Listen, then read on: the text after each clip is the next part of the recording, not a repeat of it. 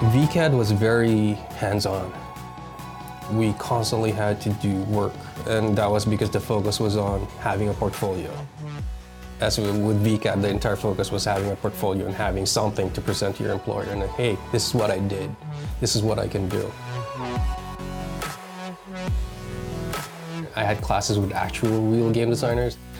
I had teachers who taught animation, and they were actual animators. They actually worked out there in the field, and they have like a whole list of animation films to their name, which is amazing.